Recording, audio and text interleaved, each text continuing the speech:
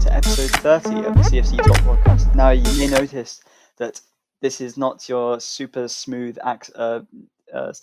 Indian accent of the normal podcast host. I do apologize that Mohammed could not make it today, but I think some things have happened behind the scenes. So I'll be taking the pod for today as your host of Alex, and I'm joined by my regular co-host Amart. Great to have you on to look at this Leeds win, mate. Yeah, definitely. Always a pleasure to be on. Yeah, and hopefully we'll have Mohammed back in by the Krasnodar game. But before we get into looking at that, let's take it's been a day. We're not recording immediately after. It was quite a late game. So yeah, just looking back on the game, Amar, it was definitely. I mean, I predicted a 3-0 win, but what was your prediction, and how did it? Did you predict? Did you think that this would be such a tough game for us, or did you think more on my side, like that we would win 3-0? I mean, I predicted a win. I've forgotten whether I predicted a 2-0 win or a 3-0. I think I went with a 2-1 or a 2-0. I think a 2-0. But I definitely predicted a win, but it didn't go as planned in the beginning. We were very good in the first 2 minutes. I think we had two chances in the first 2 minutes with a brilliant chance from Ziyech as well. So um that goal that came was was a surprising one because it came before I even turned on the TV. To be honest, like I just saw the thing. The goal came. I put the TV on, saw like the players when they took the knee, and then I went to the kitchen. I came back, and then there was a goal. I was just shocked, and so I even had to watch a replay too before I could tell that we even did very well in the first 2 minutes. So that goal surprised everyone. It was a bit of a dodgy one from Mendy and Zuma. Zuma didn't track Bamford early enough, and then Mendy also didn't move. He wasn't really sure of what to do in that moment because he hesitated. You could tell when Zuma was running with Bamford. You could tell that he was waiting to see whether Zuma got it first. And when Bamford beat Zuma, I think he just had to come in and try and take him out. But yeah, we came back strong, so all's good. Yeah, exactly right.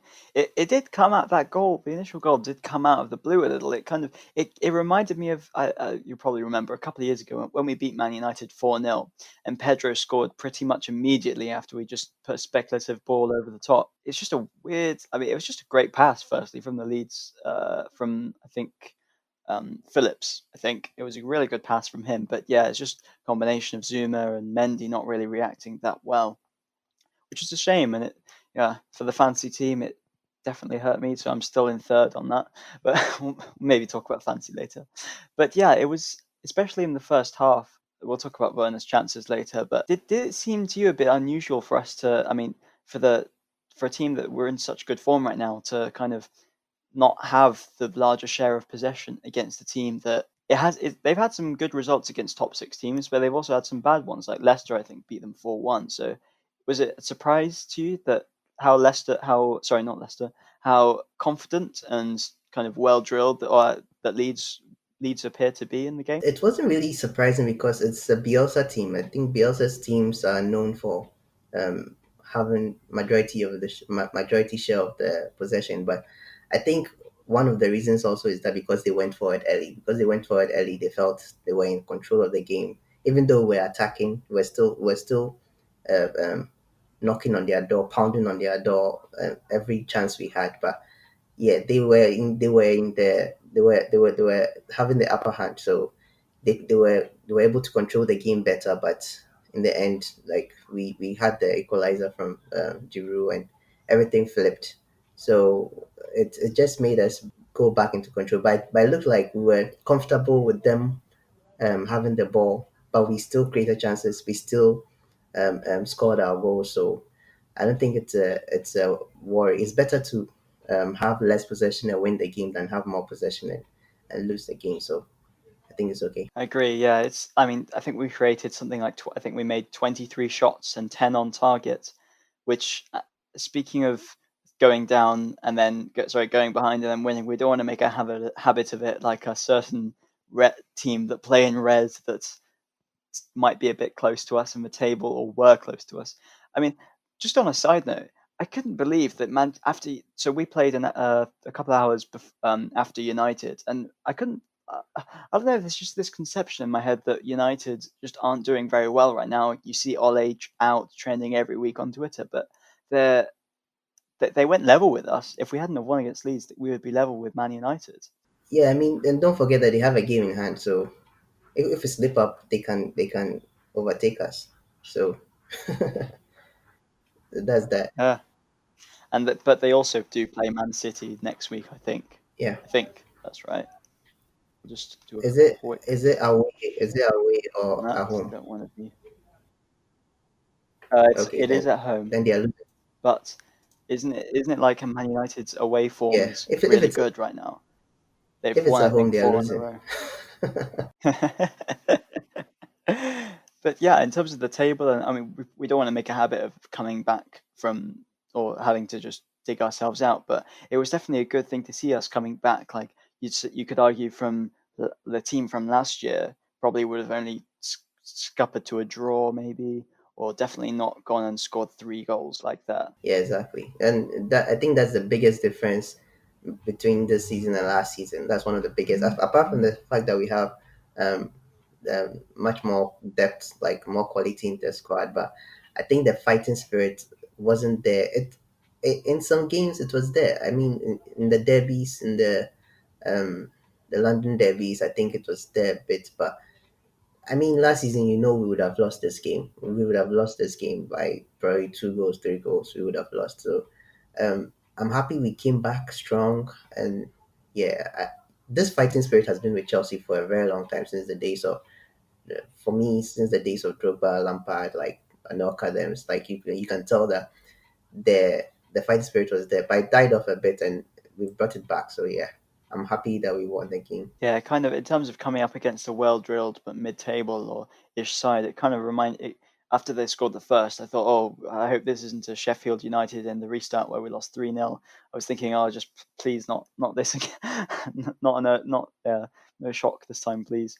But yeah, it was really great to see the comeback, and I think Lampard, I would say, I'm pretty sure you'd agree as well that Lampard's definitely contributed to the whole being able to come back and the dry like maybe I think it's something to do with the team drive, and it's maybe not just Lampard, but also just the coaching staff in general. Just yeah, it does feel like we're definitely a much harder.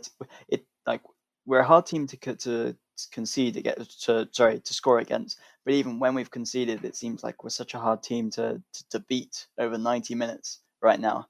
And you would you agree that it's like some of that's from the players getting better, but it's also from something from the management maybe as well? Yeah, definitely. I mean, we have a lot of ex Chelsea players now in the team. Like we have former Chelsea players who know what it takes to be a Chelsea player, who knows what it takes to put on the shirt and go out and play for Chelsea. So like, and those players have also experienced successes at Chelsea, and now they also want to be part of the money, part of the sort of like the new era. So they want to also give that to the players that are there now. So I mean, that is also part of it. And yeah, the players themselves also, because of the academy players that we have in the squad too, they also know what it takes to be like. They also have a passion for playing for Chelsea. We have Mount, Tomori, Tammy, Rhys James. These are players who have like Chelsea as their boyhood clubs. Like they love Chelsea, so they go out there, they play all out, and they don't want to be disgraced. And they are part of this youth culture, this banter youth culture. So they know when they lose, their players are their friends of other teams are also going to banter them and stuff. So those things are in their heads, and they're just playing to make the team proud. That's all, and that's what I love about the youth, the young players, and they are gradually also teaching the other players the culture. They're also gradually teaching the other players. You can see it in Chilwell, in Ziyech, and Werner. You can see it in them. Like they're also understanding what it means to play for Chelsea, and I'm pretty sure Lampard drills that into them every single day. So it's good. It's very good. You could say that Werner maybe knew what it meant to play for Chelsea before he even got to Chelsea when he Yeah, scored 2-2 against Spurs in the Champions League. But yeah, getting into the yeah, youth players at least. I mean, let's take it straight. The first goal, really. I mean, how satisfying is it just to see how just these Reece. I mean, we all want to. We all know how good Reece is at crossing, but he doesn't quite get the assist record that say Trent really has. So yeah, how satisfying was it to to finally have a Reece James cross? Or to be fair, it's the second of the season, but to have another Reece James cross be rewarded with a with Giroud getting a good connection, the goal. I mean, like with the frequency at which Reece James has been crossing balls into the penalty box, he should have at least 6, 7 assists by now. But but it is what it is, and yeah, it's definitely good when somebody actually connects to his crosses, because the guy has a wonder foot. Like his right foot is, he crosses almost as good as Ziyech. I don't want to put him on the same path as Ziyech, but almost as good as Ziyech. And even for that goal, Ziyech did very well holding the ball, and he read James run very very well, because James wasn't running when Ziyech had the ball. He wasn't running at first, but when Ziyech came in and decided to stop, he could see James already started running, and he was there, waited for him, slotted the pass to him, and Reese gave a wonderful cross. And of course, Giroud will always be there to put those chances through. And yeah, probably that's the difference between Giroud and Tammy and Werner. Like Giroud aerial threats, like in terms of crossing, this one wasn't even a header, but like in terms of crosses, he meets crosses very well than the other two. Yeah, I agree. It was quite frustrating. I think in the Spurs game, I think, or it was it was the Yeah, Spurs game where we were putting in loads for Tammy and it wasn't quite coming off. So yeah, it's definitely interesting how, I mean, it's weird to imagine if Drew does leave in January, but we still have Reece playing in all these crosses and not really having anyone to get on the end of them. I can't. I do hope that he does commit to stay. I don't think you leave. Yeah, Probably before the Sevilla game. Probably we might say he might be thinking of leaving, but with with the way things have changed, almost like within 3 days, 4 days, I don't think he will leave. it's like he always seems to perform whenever the rumors come up of him leaving. It's always just back again. Like I think there was 3 periods. There was around like, not November, December last year where all Yeah. the rumors came up about him going in Jan, and then he would come in and score and just loads of games, and then the same in restart, and the same now. It's just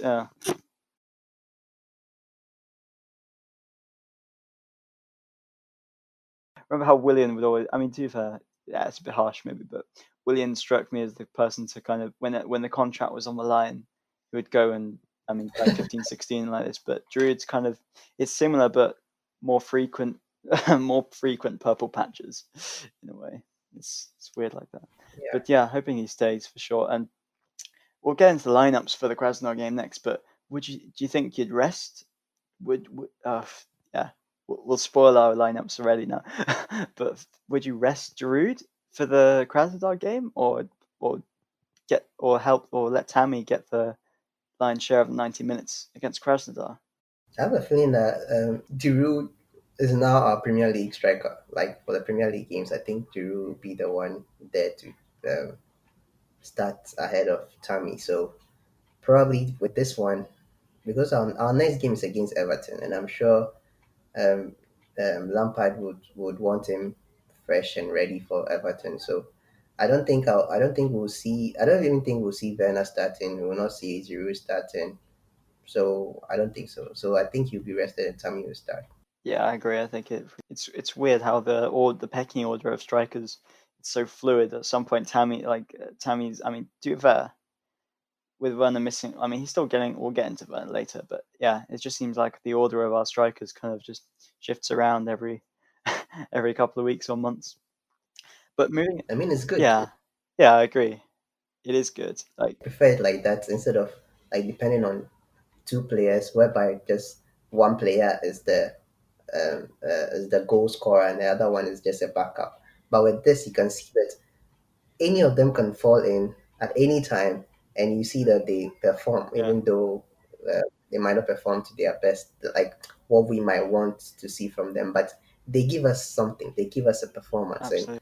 we basically have three first choice strikers. So It's it went crazy, well. right?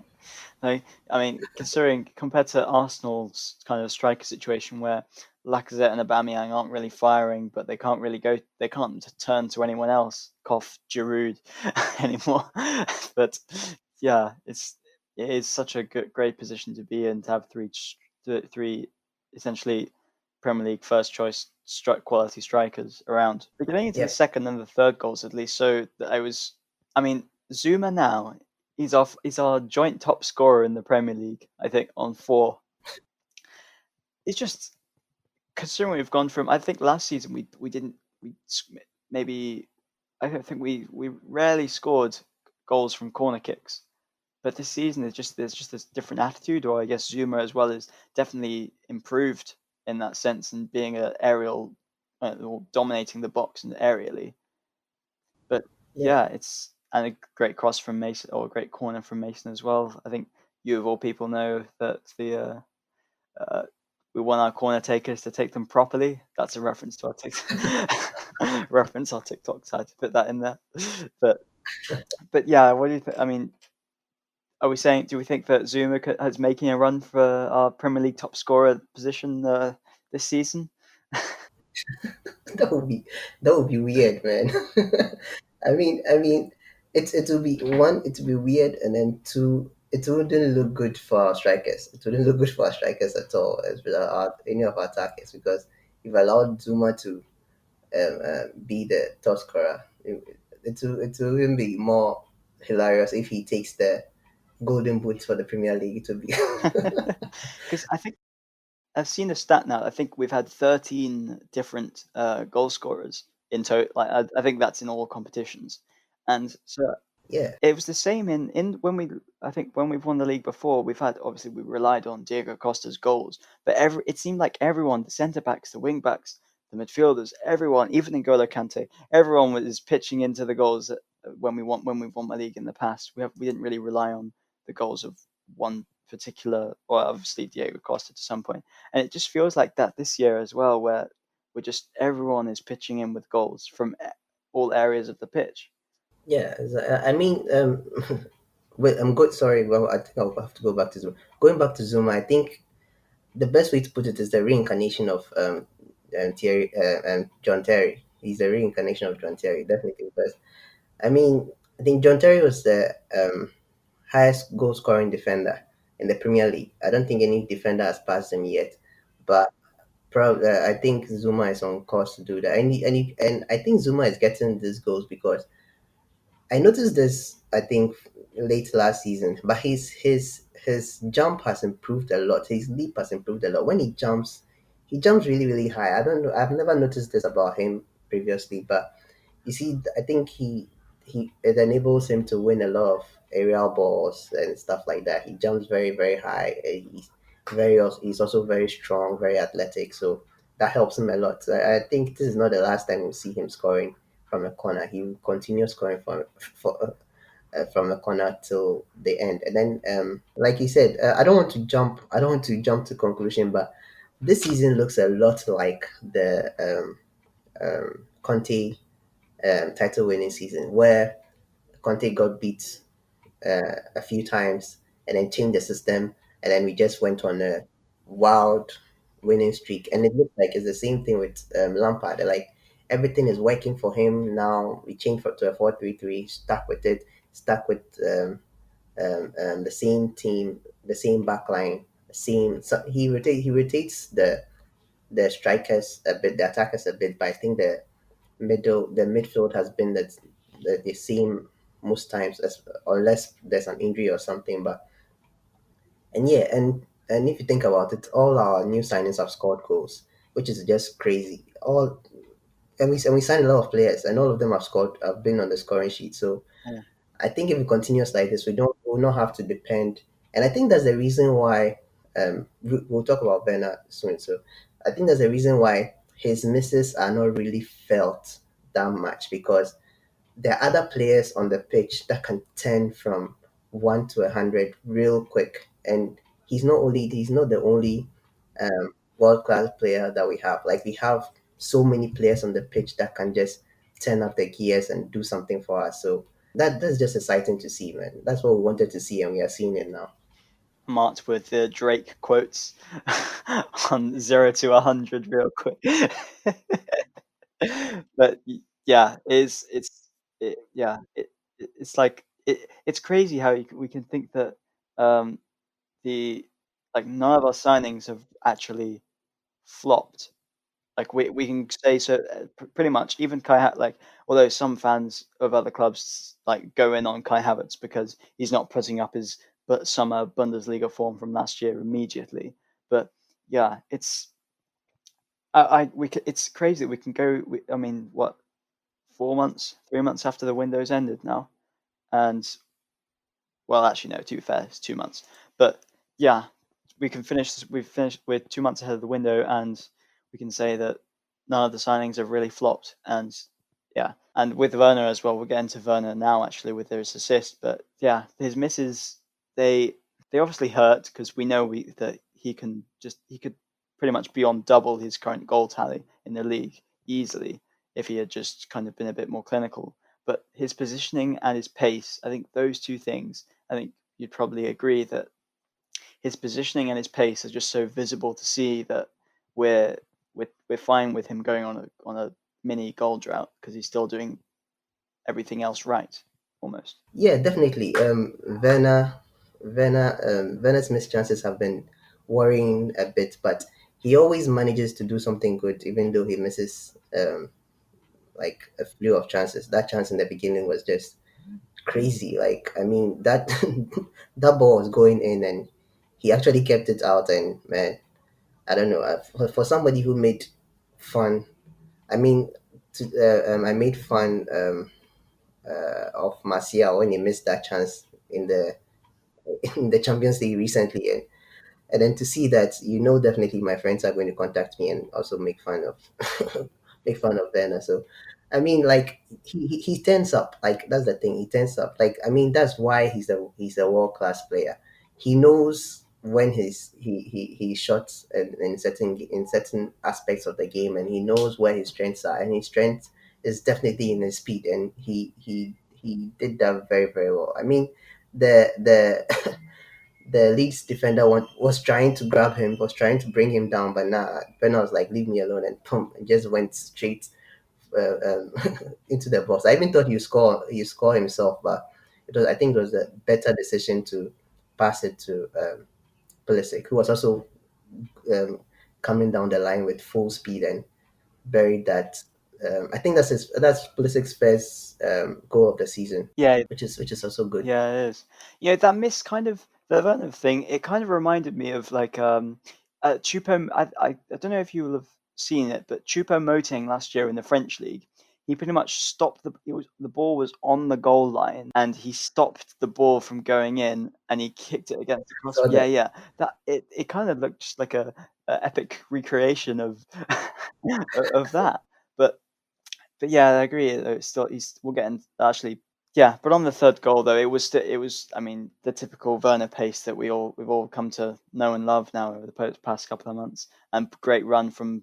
It seems like Pulisic's quite good at that as well. I mean he tends to get his head on quite a lot of these crosses, but it was a really nice one to see that him scoring a cutback. I think Abraham also had a chance like that just before Werner's chance, but Abraham decided to shoot, and you could tell Pulisic made the same run in, but Abraham didn't cross. He decided to shoot. So, like you said, Pulisic usually makes those runs into the box. Yeah, it was a really good to see for sure.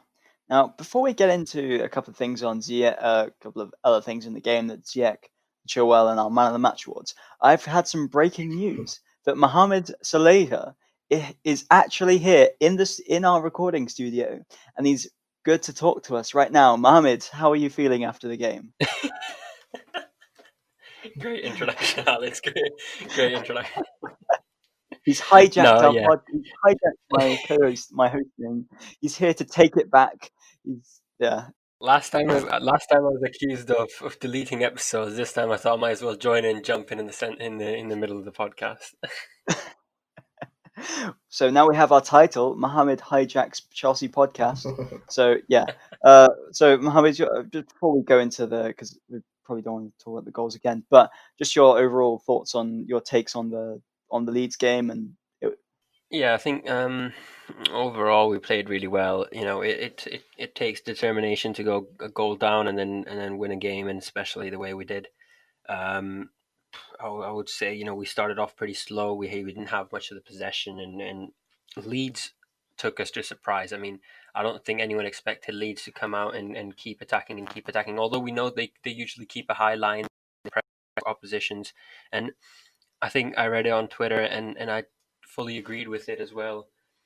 That I think Leeds is one of the strongest teams to face outside of the big six, and they can be a surprise. We saw that against Liverpool when they won three. No, when they lost 4-3 to Liverpool. But yeah, I think Giroud again scoring, and I think I even put it in my predictions. Even though I predicted a 2-0 win, I predicted Giroud and Pulisic to score. So yeah, happy about that, and then great to see Pulisic back. But yeah, of course, there's a lot of drama around Timo Werner. But yeah, as well as the Werner thing, I mean, there are a couple of other dramas. So I think probably with both of you have seen it, but there was a penalty incident in the second half where there was a guy there's a player on the Leeds bench called Poveda, Yeah. and I think it turns out he's ex Chelsea, I think, Yeah, I and Yes. think he played so, for the academy. He was part of the academy. yeah. And so yeah, there was a penalty decision. So essentially, yeah, Chilwell kind of just misses the ball, kind of taps Pervader on the side of the foot. It's definitely something that we wouldn't go down over, but I think it's a pretty clear foul. So yeah, would you guys say that we're pretty lucky to get away with that? And because that would change the course of the game. We'd go to 2-2, and who knows if we'd ever be able to get the winner. Yeah, yeah. I think the thing is that generally isn't a penalty for me. Like in general, that's shouldn't be considered as a penalty. But per the new VAR rules and the VAR and the fact that just last week, Welbeck was given a penalty. Brighton was given a penalty from a similar challenge. I think Robertson kicked him the same way, but from a different angle, and it was given to him. So by virtue of that, or based on that, then it would be a penalty. But I think some of the pundits said that the fact that he didn't go down, so it didn't really, um, um, how to say it, dawn on the referee that it was a penalty. I think if he went down, definitely that would be a penalty, and that would have been 2-2 or something. If they had scored, it would have been 2-2. But since he didn't go down, he was determined to take the shot, or probably because, like you said, he was a former academy player. He was agent Poveda on the day, so he didn't want to go down. So he didn't. He did us a solid. So yeah, definitely for me, definitely a penalty. In general terms, like before the VAR and all those things, all these uh, confusions in the game. Before that, that wouldn't have been a penalty. That definitely wouldn't have been a. But it's the referee's decision, VAR decision, and the referee didn't call for it. So he didn't see it necessary because he was still up and he allowed the play. I don't think he even saw it as a foul. So yeah, but it's a penalty. It should have been given. Yeah, I agree. It's yeah. These days where we can see every angle, I think refereeing and in general is just a lot more strict. And whilst it's annoying because I think the way I'd like the game to be is like if you're impeding, if you clearly stop this person from making the movement through a foul, then of course it's a foul.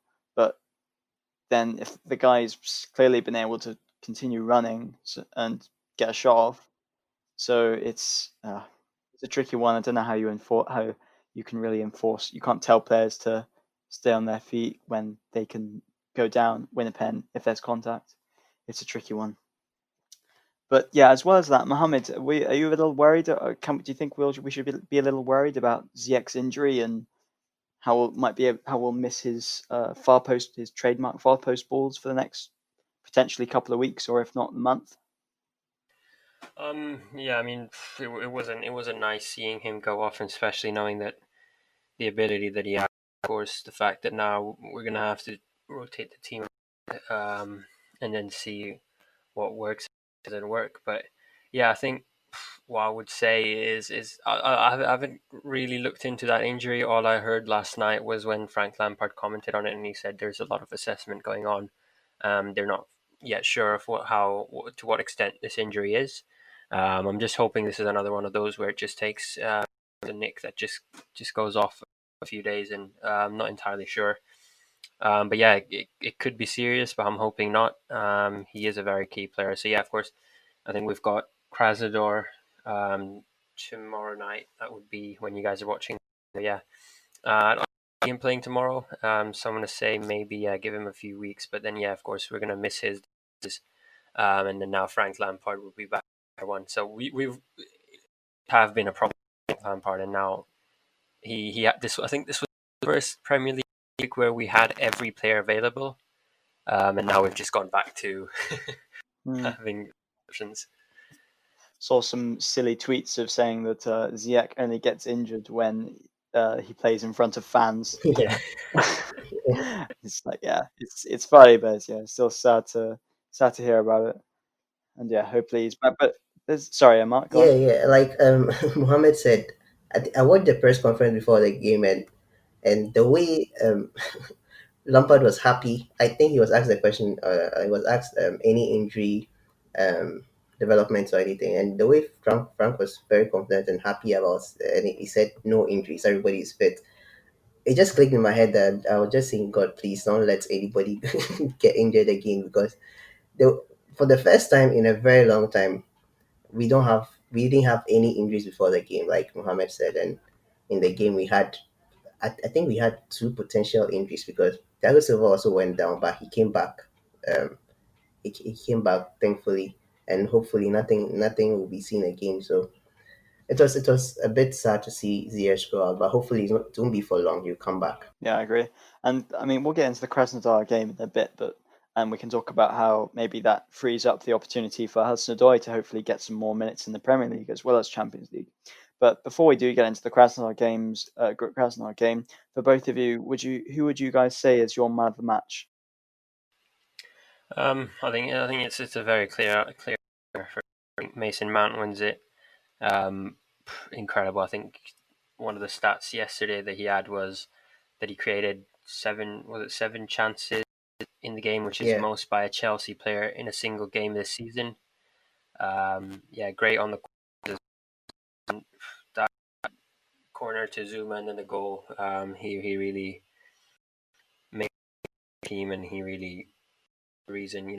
A lot of fans give him stick, and a lot of fans give him hate, and he for me is the man of the match, and he stood out yesterday. What about you, Amart? Yeah, definitely, definitely. Mount. I think even if you look at the who scored ratings, I think probably you guys have opened it. But if you look at the who scored ratings, you can see Mount is clearly, like, his rating is clearly higher than everybody else by far. Nobody had an 8.0 rating.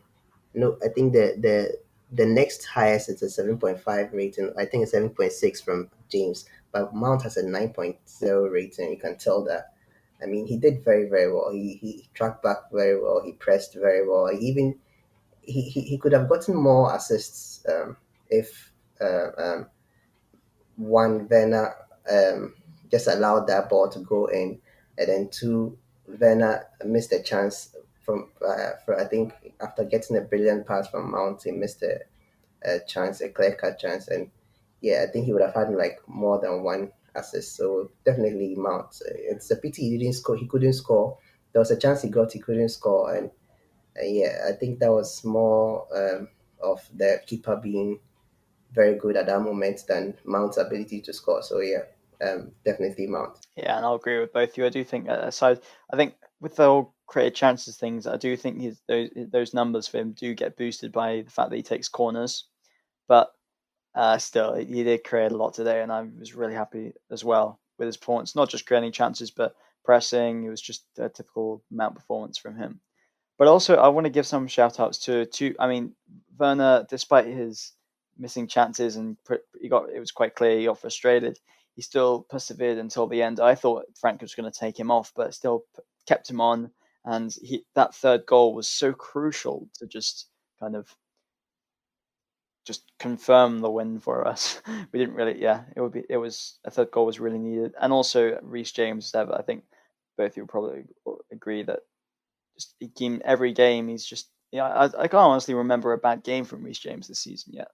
So, would you got any other best performance or like shout outs you'd like to make to certain players? I think I'll agree with you, Alex, here on this one. I think other than that miss, Werner was quite crucial for us, making passes, those speedy runs, and even if we didn't convert each of his chances, though he had a few, he's doing the right things, and I think Amart said that. And only looking at the record, and they're saying like he's got 14 starts, and he's gotten 5 or 6 competitions. So yeah, if you look at his goals and assists, they're combined quite a lot of contributions. So yeah, Werner for me stands out, and as well as like you said, Reece James. It's a point where Chelsea are playing so well that it's so hard to pick them out. Each of the players are doing so well in their positions. Yeah. Whereas you, Mohammed, is there any else? I mean, you could argue Giroud, I guess, but is there anyone else that deserves particular praise? It's mentioned to Olivier Giroud, and of course, a lot of debate before there's a lot of debate on who's going to start, what's going to happen, and at the end, you both got your teams correct because you both Werner to start on the left.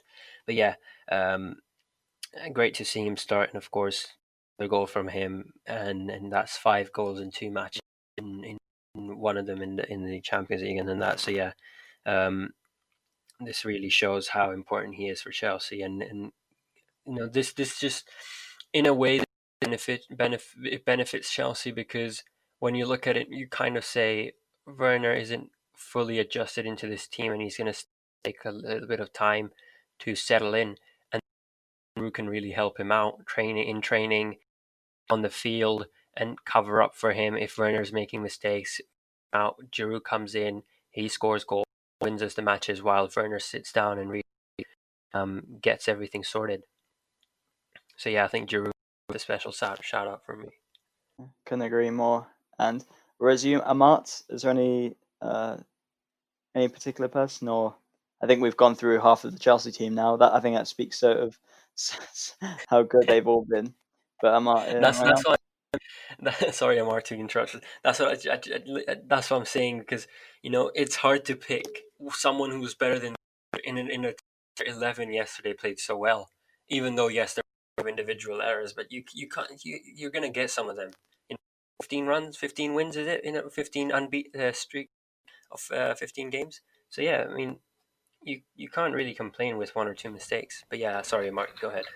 Yeah, oh, no problem. I think I agree with the two of you. Like your choices are very, very spot on. I think it's not just like us. Like everybody felt the same, because when Chelsea put out the 4 players, the 4 players poll thing that they've been doing man of the match, like people should choose. You could see the comments under everybody was saying that, what about this player? What about that player? What about this player? What about that player? You can see that everybody did very, very well. For me, I think the second best player on the pitch yesterday was Kante. Yeah, I think I'll give it to Kante, because Kante did very, very well. I don't think he had a foot wrong. So yeah, Hugh, I'll give him how to say it, an honorable mention. it was interesting. I saw quite a bit of Kante slander on football Twitter yesterday, and I couldn't understand it because I thought there were so many times where he would just bypass the Leeds midfield, he would dribble through them, or make some really good dribbles and runs, and yeah, I really couldn't understand why he was getting criticized. But yeah, I agree as well. Kante is a really good shout. Sorry. I'm saying that the people that slandered him, if they see Partey's performance today, they wouldn't. I think they'll be happy with Kante. Yeah, couldn't speak any better. I think I definitely know who I'd prefer right now. Although to be fair, Partey is still coming back from injury. But before we get into the Krasnodar game, is there anything? I think the only thing I have to mention is it was quite funny how I think there was a viral clip that Reece James and Patrick Bamford went for the same ball, and Bamford was using both arms, everything he could to try and win the header, and Reece is just kind of fighting him off with one arm, and Reece still wins the header and kind of throws Bamford onto the floor, and it's just a testament to how strong he was. I hope you both saw that. We're going towards the latter end of the pod now, but before we do, let's get into the Krasnodar game. I think this is a bit of an interesting one because it's like there are players that just haven't really had much of a chance, and there are players that are coming up from injury, and Gilmore. So I mean, let's just I think we'll go straight into it with our predicted lineups. So question to both of you: do we for teaching Mendy for getting that 5.6 rating on Who Scored? Do we drop him for Kepa or do we keep him in? Yeah. I think it's a no-brainer. I think this game is a Kepa game. Kepa is going to start. We can't leave him out in the cold for this long. He has to earn. He has to start earning the money that we pay him. He has to. So I think this is a game. This is a game for him to start. Definitely. I hope he starts along with some other players too who haven't really got minutes this season. Yeah, I agree. And whereas you, Mohammed, would you go for your favorite player, or are we gonna save Kepa for another day? I think this is where we can get Kepa on. I think that, that, that's the thing. I don't want to sit here and say we can have Kepa on, and then the next episode you hear me shout about how we conceded 2 or 3 goals. But yeah, I think do we want to do? That's the thing. I look at the Champions League table and I see 1 goal conceded, and I'm like, should we continue that record or should we just go with Kepa? And maybe he's improved. Maybe he knows what he's doing. Um, yeah, but I think Kepa deserves a chance. Can't have a seventh. Can't have the bench worth more than the startup again. Yeah, I agree. And it's such a in a game that doesn't really matter much. First is confirmed. It yeah, better to pay or put Kepa's wages into a bit of good use. Get him on the team. It'll at least. I mean, it would be nice to see how if he has actually improved since. Well, I mean, when you have this guy in Mendy who comes in and just takes away all of your minutes for 2 months, you'd hope to see that his Kepa's levels increase.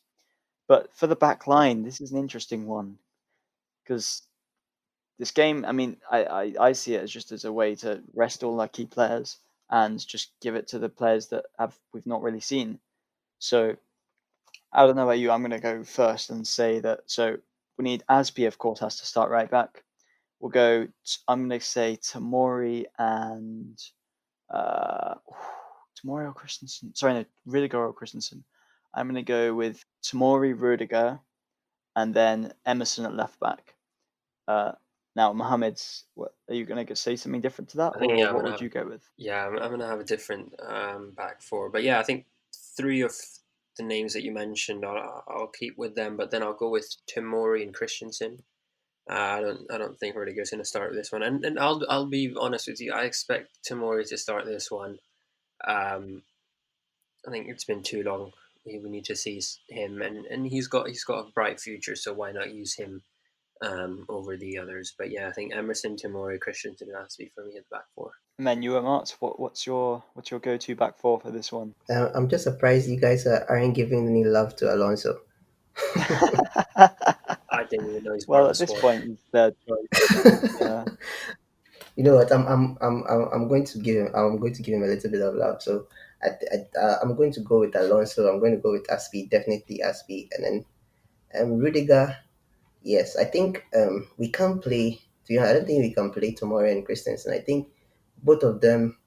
Um, um, I have to say depend on the commanding presence. I think Rudiger can be that commanding presence. He can be the person to lead that back line because if we want Kepa to start, we need somebody to lead. And we can't have Tomori and Christensen there. So I'll go with Tomori and Rudiger. yeah. I was following a similar thinking that in I do want to see Christensen play, but I think with Christensen tomorrow you kind of lack any physicality in the middle. Yeah. Christensen's the ball playing centre back. Tomorrow is the pacey centre back. You do need a bit of physicality in there, so that's my reasoning. But to go into the midfield, Mohammed, actually no, let's make it fair. Amart, for your midfield, let's put you on the spot. As your three, who or two? Depends on what formation you're going, but who are you picking in your midfield? Yeah, I think I'll go with Jorginho, Kovacic, and Havertz. I'll go with Havertz because I feel like Havertz needs more minutes. He needs to get more minutes, especially after he came from um, the COVID isolation that he went through, and you can see that I think it's taking this a toll on him a bit. He was very good against Leeds, but he wasn't his best. I think I said it for the previous game as well, but I think this game might give him more minutes, give him more game time, might give him more chance to get fit. So I'll prefer him with Kovacic and then Jorginho in the middle. It's an interesting one, and I'll say why. There's one player I think it feels like is missing, but we'll talk about it after Mohammed's given us. Mohammed, who are you picking for your midfield I three? think I know what player you're talking about in there, and I thought it's going to be Billy Gilmore. I think Yeah, yeah, that's Yes, true. you are correct. he needs to start. I think he was in the squad last week. He was part of the team, and I think he did get a minute. I can't remember. Yeah, I think he did get a few minutes, right? Um, I think he did. Yes, it was against Sevilla. I do think he came on. yeah, Yeah. so I think if he, So would you'd start him? yeah, I think he has to start, and then I would say, um, let's get Jorginho and Kovacic to start as well. I think Havertz. I think Amart's got a good point. Havertz. This could be the game he gets a few goals, or if he gets a few good plays and he gets his confidence up. I think we could save Havertz for the weekend. Um, yeah, I think Jorginho, Kovacic, and Gilmore for me start. That's fair. I think Jorginho, everybody's played, and Kova, they've both started all of our Champions League games so far, so I'll be happy with both them starting. I'm gonna go with um, Gilmore at the base of the midfield, and then this is Havertz as the right centre mid, and then at left centre mid. Oof, this is tough because there's not much physicality in there, so I'm not sure if I would pick Mount. But then no, I'm going to go with Kovacic. So I'm going to go Gilmore. But then Kovacic plays on the right centre mid as well. So, oh my goodness, I should have thought this through a bit more. I'm going to go with Gilmore, Kovacic, and then Havertz at 10. So I'm going to go 4-2-3-1 for this. But then Amart, for your front three, then who are you going to go with? This from the front three, that would be a difficult one. I think I'll go with Tammy. I'll go with Pulisic, and then Hudson-Odoi. I feel like Hudson definitely again the same the same reasons for Havertz. I feel like he needs minutes. He needs time. He wasn't even on the bench against Leeds. So I think this is the reason why he was on the bench. He's a like 100% starter for this game. So probably that's how Lampard would say, "Don't worry." Lampard might tell him that, "Don't worry, you will not be on the bench today, but the next game you're starting." So I feel like he might start the next game, and then for Pulisic, yeah, he's also returning from injury. He definitely needs the game time. He needs his confidence boosted. So yeah, and Tammy hasn't played in the last two games, so I think for me it's a no-brainer. He will start. Yeah, I think I'm gonna go with the same lineup. We got to see. We need Pulisic needs the minutes. We know Hudson-Odoi is pretty much a guaranteed starter, and Tammy's had the least minutes of the three recently. So yeah, I completely agree. And Mohammed, who are you going for? Yeah, I don't think I'm gonna have to disagree with any one of you on this one. I think Pulisic still needs time. We didn't see him start against Leeds, um, which it wasn't surprising at all because I think we knew that Werner had to start ahead of him. But yeah, I think this is the perfect time to give Pulisic some minutes, and of course, yeah, Tammy hasn't had a lot of time, so yeah, give him some. And then Callum Hudson-Odoi, I know he's been starting a few of our Champions League games and he's been performing well. So I think it's 2 goals in three or four in 4 starts, is it? But yeah, top three has to be the same as you guys. Nothing different on that one. Yeah, sweet. It's like this game is the way I see it. I think you should. I hope maybe you would see it as well. It's just a purely just to rest all the main players and make sure because Everton is definitely not going to be an easy game, even though their form is probably says otherwise right now. But recently our results against Everton, I get other than the 4-0 win in just before we went into lockdown, but our results against Everton are a bit so. So we do need to rest players, I think. But yeah, as well. I mean, other than that, would you say there's an element of pride as well to kind of just finish the game, finish the group unbeaten? Would you think? I think overall, I think what I can say is, we've done the job. We've gone to Russia, we've gone to Spain, we've gone to France, and we've done the job everywhere. I think Krasnodar shouldn't be a hard game, but again, this is football; anything can happen.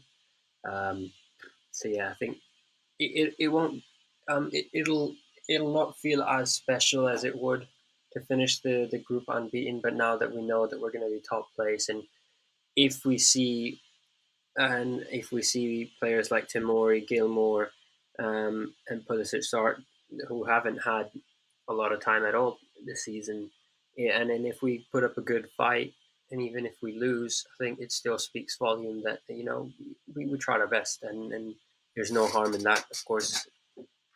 But yeah, I think overall, I'll be happy anyways. I think top of the group is good enough. Yeah. Would you agree, Amart? Yeah, yeah. We have to. For me, I feel like it will be a bit disappointing if we because we are playing at home, so it will be disappointing if we lose at home um, against Krasnodar. We didn't lose against Sevilla, but we are going to lose against Krasnodar. It wouldn't sound right, but I think we should just adopt a Bayern Munich mentality and just finish them 7-0, 8-0 or something.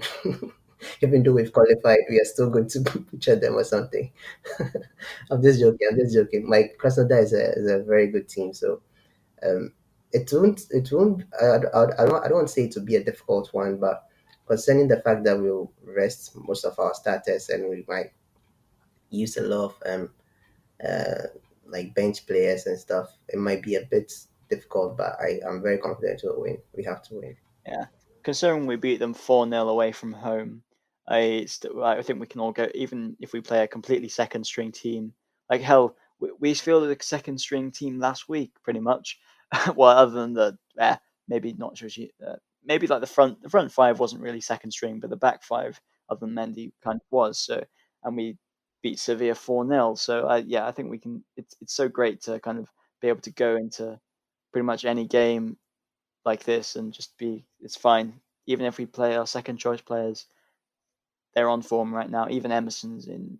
I think when Emerson played against Sevilla, he looked good. So I think we can definitely go into this game with some confidence.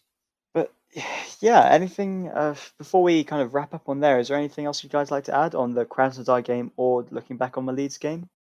I mean, I can go on if Go on, Amart, take it over. I think Mohammed's been abducted again. yeah I mean like because we have Everton game next, right? So I think the main focus should be on the Everton game. So even though we are going to play, like I said in the beginning, like previously, we are going to play our reserves and stuff. We should like the focus should be on the Everton game. We shouldn't make any damaging tackles in case any of the first team players start. They shouldn't try to go on. How to say, try and get injured or anything. They should play very cautiously because we need them for the Everton game. I don't think this game is close to. Um, I mean, it's not as important in any terms compared to Everton game. So let's just go through this without any injuries and then come out fresh for um, Exactly. the weekend. Yeah, I couldn't put it any better. And yeah, it's going to be a fun one at least. It's going to be great to see, hopefully, Tamori and Gilmore. But Mohammed, did you want to add anything as well before we end this one? Yeah, I think Amart said the right thing, and yeah, we this one's not as important. A loss is a loss, and yeah, of course, the streak's gonna um, be broken, but at the end of the day, what matters is the fact that we're still competitive in the league and in the um, Champions League, and we've done that in the Champions League. But again, in the league, one game, if we lose against Everton, it could be a big blow, even though they're not in the best of forms at the moment. But yeah, I mean, I don't see Spurs and Liverpool stopping anytime soon. So we need to also not stop and keep our foot on the pedal. So yeah, I think I'll accept the defeat here if we get a win against Everton. I wouldn't mind Mendy getting another stat pad clean sheet, to be fair. So right, I think that's I think that's a wrap. I think for this episode 30 of the pod of the CFC Talk podcast. Just a couple of things before we do go. Just a shout out to the Chelsea Discord that we're partnered up with. I think we'll put in the links to the comments below on just how you can sign up there. You'll find some of the members of the CFC Talk podcast on there during games, after games, to talk about all things Chelsea. And we'll put the links in the description for that. And in terms of anything else, just a shout out to the editors as well, because you guys do like. I don't really understand. I don't think I'll ever be able to get my head around how much you guys in terms of the editors do. So yeah, really appreciate it, and also appreciate Matthew as well. So yeah, I think that's a wrap for episode 30 of the CFC Talk podcast. And you'll see me. I think I am on a little bit of a break as uni work is kind of invading my time for CFC Talk podcast, but I'll be back before you know it. And yeah, looking forward to being on the next one.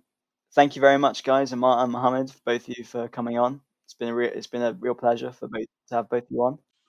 Thank you for hosting it. I mean, it was kind of weird being on the other side of it, but yeah, I enjoyed it. Yeah, it feels weird. Don't worry. Back to normal until next time. You can take my virtual seat as big as the CFC Talk president or host.